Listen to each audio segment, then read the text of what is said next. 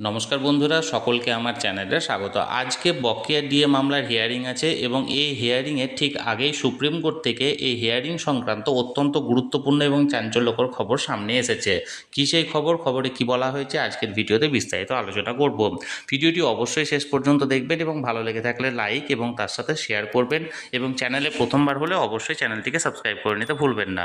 তাহলে চলুন আমরা বিস্তারিত জেনে নিই। আজ সুপ্রিম কোর্টে ডিএ মামলার হিয়ারিং এবং এই হিয়ারিংয়ের ঠিক আগেই অ্যাডভোকেট অন রেকর্ড উদ্যম মুখার্জির তরফ থেকে একটা অ্যাপ্লিকেশন ফর অ্যাডজর্নমেন্ট করা হয়েছে সুপ্রিম কোর্টে এবং যার কারণ হিসাবে বলা হয়েছে যে এই হিয়ারিং অর্থাৎ 27 তারিখের হিয়ারিংয়ের ঠিক 3 দিন পরে অর্থাৎ আগামী 30শে মে রাজ্যের সমস্ত পার্টির সাথে একটা মিটিং হেল্ড করেছেন, অর্থাৎ একটা মিটিং এখানে অ্যারেঞ্জ করা হয়েছে গভর্নমেন্ট অফ ওয়েস্ট বেঙ্গলের তরফ থেকে সমস্ত ডিএ মামলাকারী সংগঠনের সাথে এবং এই বিষয়ে বিস্তারিত তথ্য আলোচনা করা হবে।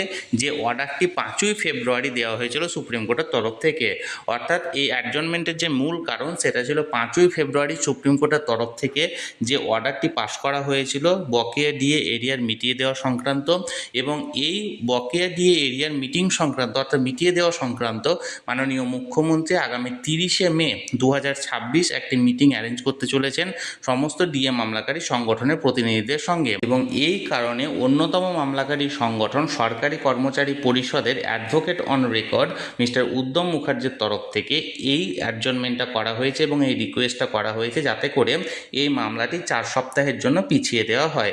এখনও পর্যন্ত এই মামলা সংক্রান্ত কোনো রকম কোনো আপডেট বা পিছিয়ে দেওয়া হয়েছে এইরকম কোনো খবর এখনও পর্যন্ত আসেনি।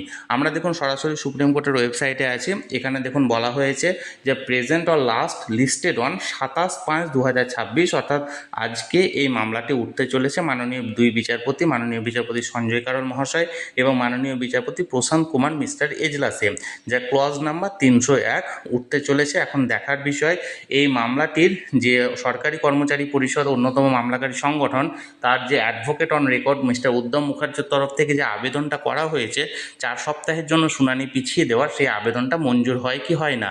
যদি ইনকেস মঞ্জুর হয়ে থাকে তাহলে 4 সপ্তাহ পরে আবার একটা হিয়ারিংয়ের ডেট দেওয়া হবে, আর যদি এটা মঞ্জুর না করা হয়ে থাকে তাহলে সেক্ষেত্রে আজকে এই মামলাটি উঠতে চলেছে সুপ্রিম কোর্টে।